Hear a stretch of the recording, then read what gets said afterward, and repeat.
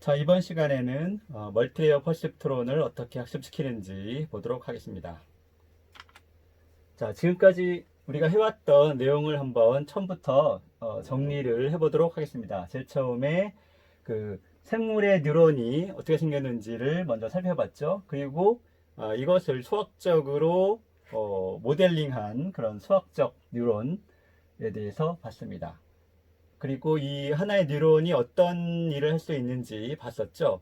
실제로 우리가 예를 든 것은 뭐 AND, OR 게이트 이런 로직 게이트지만 실제로 그런 것들을 조합하면은 굉장히 많은 일을 할 수도 있고, 또 지금까지 그런 로직 게이트에서 예를 들었던 것 같이 값이 0, 1뿐만 아니라 어떤 값이든지 사용할 수가 있어요. 그러면은 더 많은 일을 할 수가 있겠죠. 그리고 그런 뉴런을 어떻게 학습시킬 건지 학습 원리에 대해서 얘기했었죠.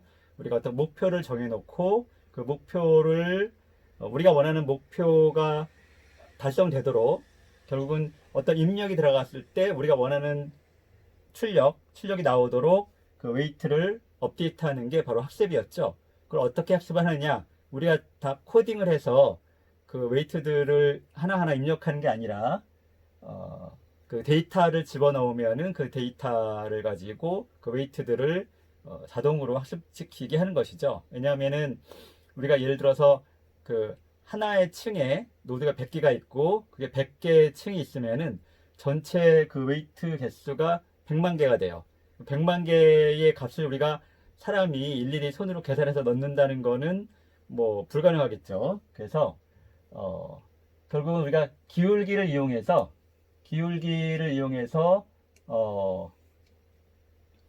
기울기가 감소하는 방향으로, 기울기가 줄어드는, 그러니까 기울기가 이렇게 경사가 그래서 우리 목표값이 이렇게 줄어드는 방향으로 웨이트를 이렇게 업데이트하는 그런 거죠.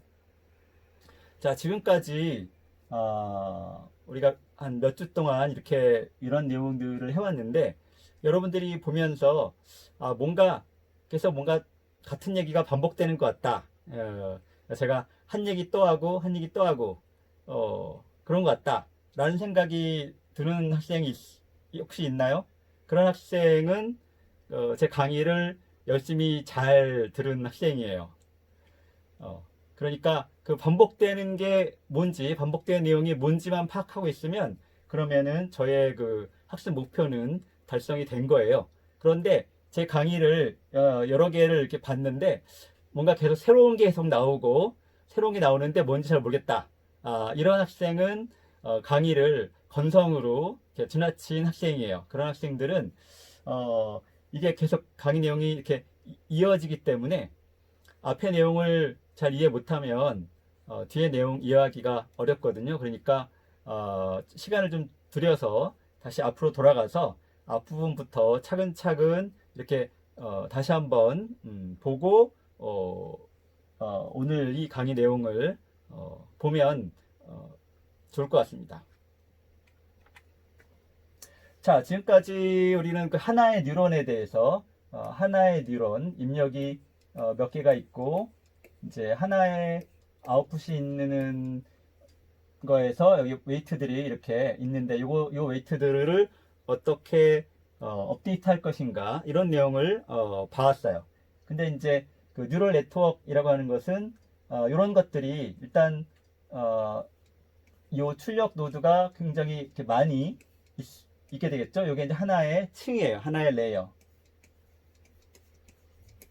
이런 레이어들이 또 다른 요 출력이 또 다른 노드에 입력이 되고 이런 식으로 이렇게 쭉 연결이 계속 되죠. 이런 식으로 처음에 입력 X가 있으면은 입력 노드 입력 값들의 어떤 웨이트들을 곱해 가지고 더해서 출력 값들을 이렇게 만들어내고 그것들은 또 그 다음 그 층에 입력이 되고 이런 식으로 이제 요 하나하나가 이제 전부 레이어가 되는 거죠. 그래서 멀티 레이어다. 그러면 이 층이 여러 개 있는 거죠. 겹이죠. 겹겹이 있는 거죠. 겹겹이 있어서 여러 개의 겹을 거치면은 최종적으로 출력이 y가 나오는 거예요. 그러니까 우리가 처음에 봤던 어떤 함수죠. x가 이 함수를 거치게 되면은 y라고 하는 어떤 출력이 나오는데, 이 y가 우리가 원하는 값이 되도록 여기 있는 이 웨이트 값들을 다 해주는 거죠. 예를 들어서 이 전체 층이 n이 이제 100개고, 그리고 여기 한 층에 노드가 100개가 있다. 그러면은 한 층마다 100 곱하기 100개의 입력이 100이고 출력이 100이면 100 곱하기 100개의 그 웨이트들이 있고, 이것이 100층 있으니까 100만 개의 웨이트가 생기겠죠. 그러니까 일반적인 그런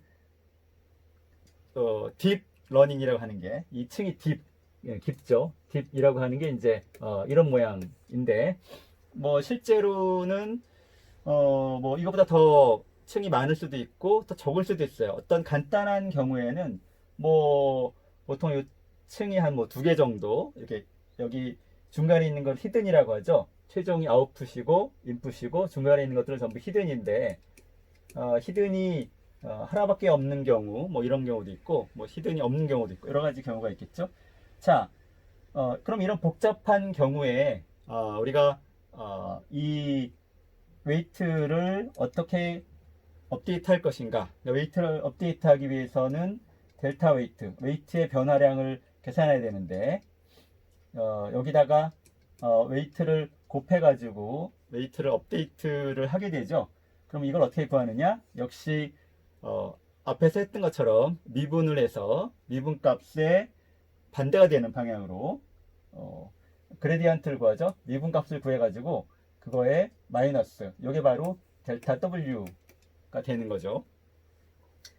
이 그레디언트는 이제 그 미분 기울기라고 하는 그레디언트에서 보통 이제 G라고 표시를 합니다. 근데 기본적인 원리는 제가 지난 시간까지 설명해 드렸던 거하고 완전히 동일해요. 그죠? 지난주에 이미 여러 가지 그 함수들이 이렇게 간단한 함수들이 이렇게 연결되어 있는 경우, 그런 경우에 어떻게 기울기를 구하는가를 이미 봤었죠. 여기도 마찬가지예요. 결국은 같은 그런 연산들이 계속 반복이 되죠. 층마다 아주 굉장히 간단한 연산, 더하고 제일 처음에 곱하고 더하고 뭐 그런 것들, 그리고 이제 난리니어 함수, 어떤 걸 사용하든지 이렇게 난리니어 함수, 이게 이제 계속 반복이 되는 거죠. 그래서 이 멀티레어 퍼셉트론을 학습시키는 알고리즘에서는 이런 반복되는 계산을 어떻게 구현할 것인가, 이런 것들을 이제 주로 다루고 있습니다. 자, 또 같은 얘기가 또 반복되죠. 그러니까 뭔가 같은 얘기가 반복된다는 거는 어떤 의미가 있죠? 그만큼 중요하다는 거죠. 사실 이런 내용이 그 전체적인 그런 그 딥러닝을 이해하는 데 있어서 가장 핵심적인 내용이기 때문에 반복을 하는 거예요. 제가 반복을 할 때마다 또 반복 같은 얘기가 또 나오네. 그리고 이제 이거는 내가 아는 얘기니까 딴 데 가서 딴 거 하고 오자. 그리고 잠시 자리를 떴다가 오면 나중에 전혀 엉뚱한 세상으로 가 있을 수도 있어요. 모든 수업이 마찬가지죠. 여러분이 어떤 수업에서든지 성적을 잘 받는 그런 방법, 성적을 잘 받는, 좋은 점수를 받는 가장 좋은 방법은 뭐냐 하면은 그 교수님이 강의할 때 어떤 게 강조가 되는지를 보는 거예요. 강조하는 방법이 여러 개가 있지만 일반적으로 보통 중요한 거는 반복이 돼요. 반복이 되는 내용, 그런 것들을, 그러니까 반복하는 이유는 그만큼 중요해서 반복을 하는 거고, 그런 중요한 내용이 당연히 시험 문제에 나오겠죠. 그래서 그런 것들을 여러분이 눈여겨볼 필요가 있습니다. 자, 여기 보면은 W라는 변수가 있고, 이게 F라는 함수를 거치면 A가 되죠. 그래서 W에다 F를 적용하면 A가 되고, A에다 G라는 함수를 적용하면 B가 되고, B에다가 H라는 함수를 적용하면 E가 되죠. 이런 식으로 이렇게 아무리 복잡한 함수라고 하더라도 이런 아주 단순한 연산이 계속해서 이어지고 있는 거죠. 그러니까 뭐 예를 들면 이제 뭐 이게 곱하기, 뭐 더하기, 그 다음에 이제 뭐 여러 가지 뭐 2의 x 뭐 이런 식으로 이런 단순한 함수 이런 것들이 이렇게 연결이 되면은 그런 복잡한 그런 연산을 할 수가 있는 거죠. 그래서 실제로 이제 요거를 하나로 하면은 요런 함수가 되겠죠. 이제 뭔가 복잡해 보이는 그런 연산이 되는데 우리는 이 학습을 하기 위해서 그레디언트를 계산한다. 기울기를 계산한다. 그레디언트를 계산하는데 가장 핵심이 되는 거는 바로 이 체인룰이죠. 그러니까 우리의 목표는 요 값을 최소화하는 거야. 2라는 값을 최소화하는 건데 그럼 그거를 W로 미분하게 되죠. 이를 W로 미분하면은 이걸 W로 미분하려니까 복잡해요. 특히 우리가 앞에서 봤던 이런 아주 굉장히 복잡한 여기서 요 최종 Y 여기 Y에서 2는 타겟 빼기 Y가 되겠죠. 여기다 이제 뭐 제곱을 하겠지만 이 값을 여기 있는 요 웨이트에 대해서 미분한다. 그러면은 뭐 생각만 해도 끔찍한 일인데 이런 원리를 적용하면은 아주 간단하게 해결이 되는 거죠. 그리고 자동적으로 해결이 되는 거죠. 그래서 이제 요것들을 이런 식으로 자잘하게 나누죠. 마치 분수식처럼 2는 뭘로 미분이 가능할까요? B로 미분이 가능하죠. 아주 심플하게. 그러면은 2를 B로 미분하고 B를 W로 미분한 것과 같아지죠. 여기 보면은 두 개가 마치 분수식처럼 상쇄되는 것처럼 이렇게 우리가 생각할 수 있죠. 마찬가지로 B는 A로 미분이 되니까 B를 다시 A로 미분하고 그럼 A를 W로 미분한 거 마찬가지로 이렇게 상쇄가 되면서 결국은 이 값이 계산이 되는 거죠. 이게 이제 무한이 아니죠. 이게 계속해서 반복이 되는 거죠. 뭐 수백 단계, 뭐 수천 단계 이렇게 이런 게 수천 단계가 나오겠죠. 여기서 핵심은 뭐였어요? 여기가 이런 심플한 게 수천 단계가 계산이 된다는 거는 뭐 예를 들어서 웨이트 값 같은 게 뭐 수백 번 곱해진다는 거죠. 그러면은 그 작은 값들이 계속 곱해지면서 이제 결국은 이게 언더플로어가 생겨서 값이 0이 돼버리는 이제 그런 결과가 나오게 되는데 어쨌든 기본 원리는 이래요. 그 0이 돼버리는 문제는 이제 나중에 일단은 해결을 하기로 하고 지금은 일단 기본적인 그런 내용을 먼저 보는 거죠.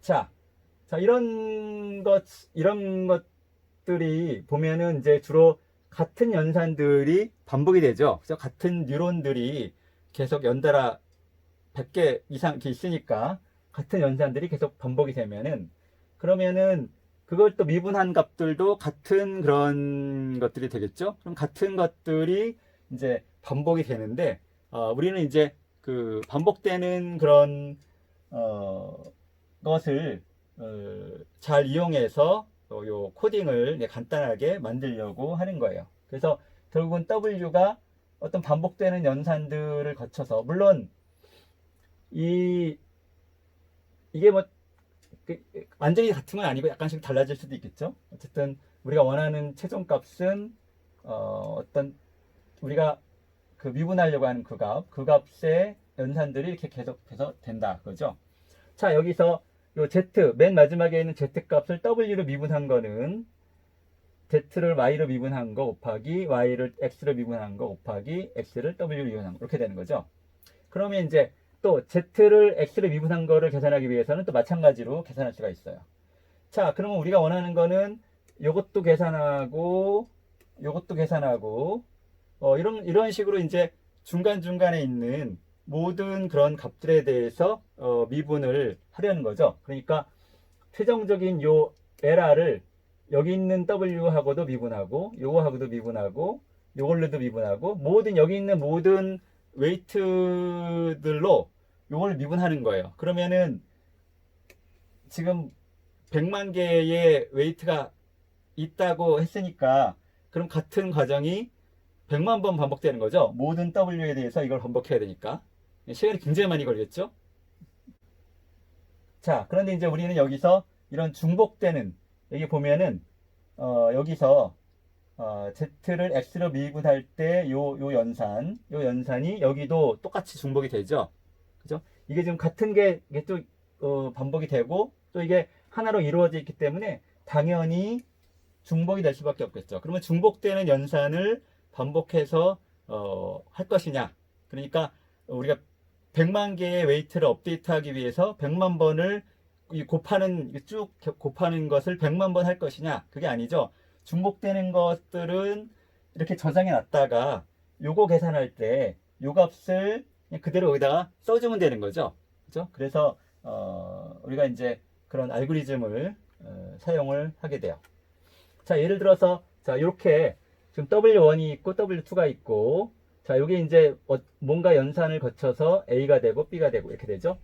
그러니까 여기는 이제 뭐 우리 같은 경우는 여기다 X를 곱하겠죠. X를 곱하고 이렇게 되는데 그러면 우리가 원하는 거는 이 전체 2를 W1으로 미분한 거, 2를 W2로 미분한 거 이렇게 곱하고 계산하고 싶은데 W1을 미분한 값을 계산하기 위해서 마찬가지로 미분 값들을 쭉 차례대로 곱하게 되겠죠. 여기서부터 차례대로 이렇게 마찬가지로 곱하게 되고 그러면은 여기서 이렇게 중복되는 계산이 생기게 돼요. 요걸 계산할 때 요거 계산할 때 요거.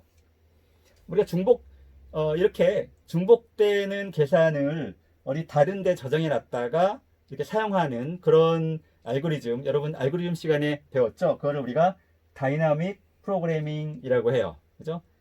이 다이나믹 프로그래밍이라는 이름과 이 내용과는 별로 상관이 없어 보이죠? 저도 학생 때 그래서 많이 헷갈렸어요. 다이나믹 프로그래밍 그러면은 뭔가 굉장히 다이나믹한 느낌이 들죠? 뭐 코드가 막 바뀌고 다이나믹하게 코드가 바뀌는 건가? 막 이렇게 생각했었는데 그게 아니라 이 개념은 뭐냐면은 중복되는 계산을 이렇게 변수에 따로 저장해 놨다가 나중에 쓰는 그거를 우리가 다이나믹 프로그래밍이라고 해요.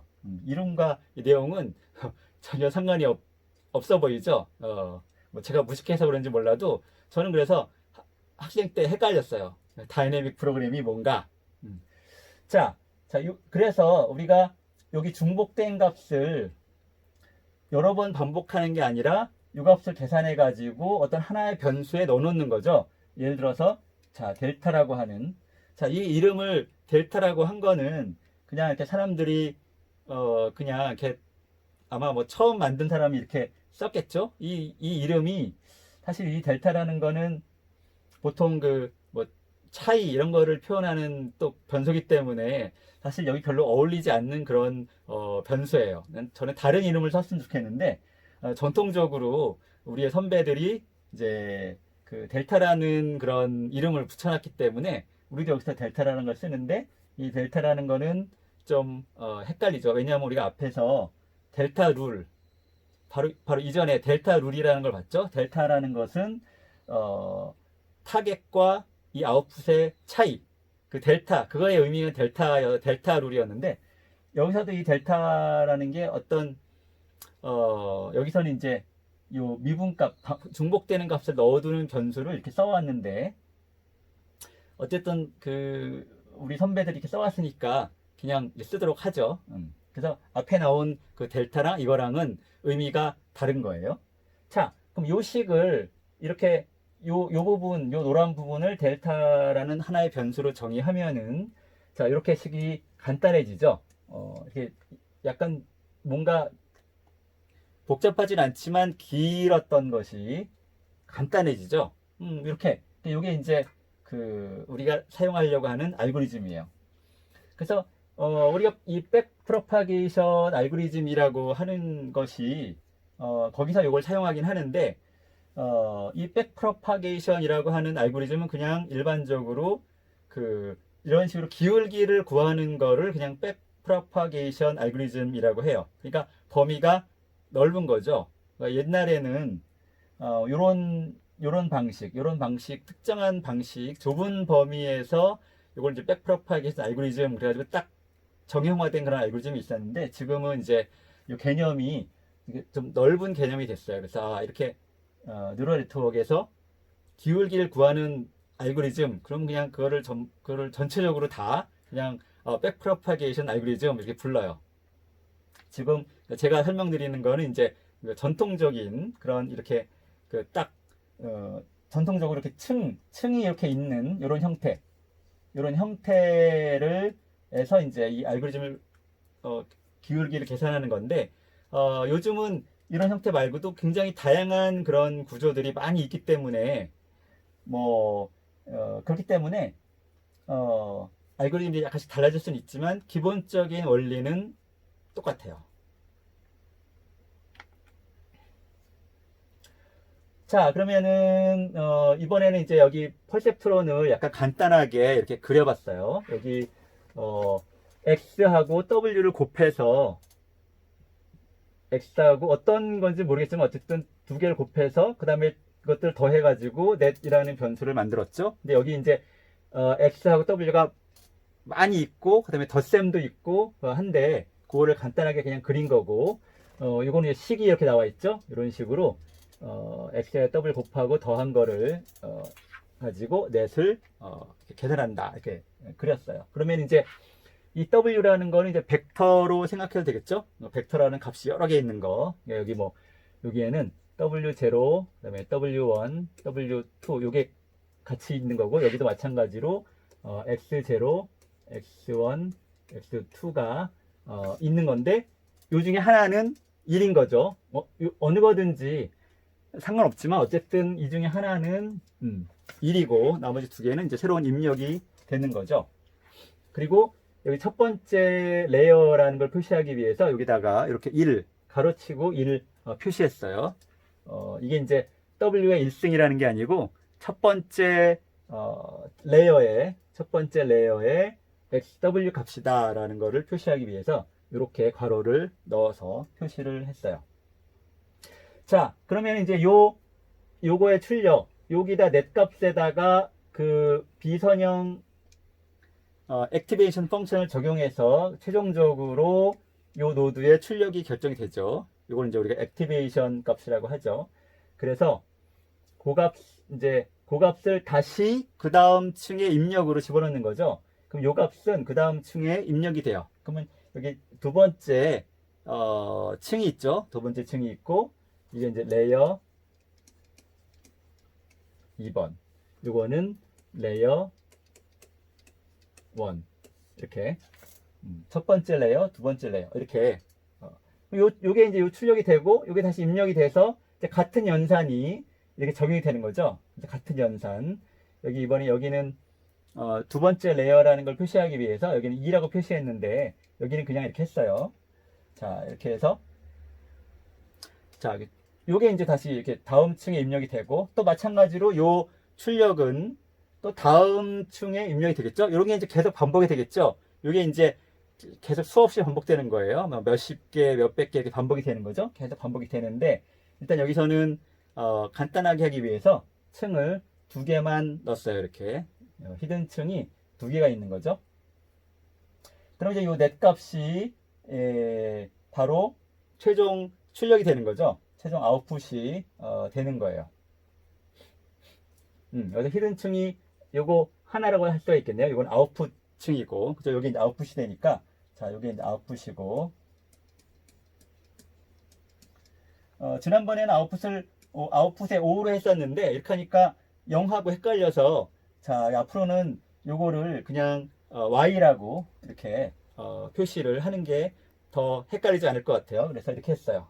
그러니까 Y는 fx라고 하는, F라는 걸 이 전체적인 이 시스템을 말하는 거죠. 자, 여기서 이제 Y가 계산이 됐으면 여기다가 T 값을 집어넣죠. T 값은 상수예요. T 값을 집어넣으면은, T 값을 집어넣어가지고 우리가 이제 에라를 계산하겠죠. 에라를 이렇게 계산을 하게 되는데, 요게 이제, 요게 그 멀티레어 퍼셉트론, 멀티레어 중에서 이제 층이 하나 추가된 멀티레어 퍼셉트론의 그 포워드 패스가 되겠죠. 포워드. 입력 X부터 시작해서 쭉 이런 단계를 거쳐서 결국은 Y가 나오고, Y를 이용해서 최종적인 에라까지 계산이 되는 요 단계, 여기까지 이렇게 계산이 됐죠. 자, 지금 포워드 패스를 거쳤으니까 그 다음에는 백워드 패스를 거쳐야 되겠죠. 백워드 패스는 뭐예요? 미분을 구하는 패스죠. 여기서부터 시작해서 자, 미분을 거꾸로 계산하는 2를 2로 미분하면은 1. 자, 항상 1부터 시작하죠. 1부터 시작해서 이렇게 거꾸로 가는 백워드 패스를 거치게 되죠. 자, 이 내용도 벌써 몇 번 반복이 됐죠. 여러분. 이렇게 여러 번 반복이 됐는데도 이게 무슨 얘기인지 잘 모르겠다 하면은 지금까지 뭔가 건성으로 들은 거죠. 건성으로 들었다는 생각이 들 때는 다시 주저하지 말고 앞으로 가서 앞에 걸 다시 앞에 강의를 다시 보는 게 훨씬 더 시간을 절약하는 거예요. 지금 이 상태에서 제가 아무리 막 떠들어봐야 전혀 이해가 안 되겠죠. 앞에 내용이 이해가 안 됐는데 이렇게 여러 번 반복을 해도 잘 모른다면 이해가 안 되는 거죠.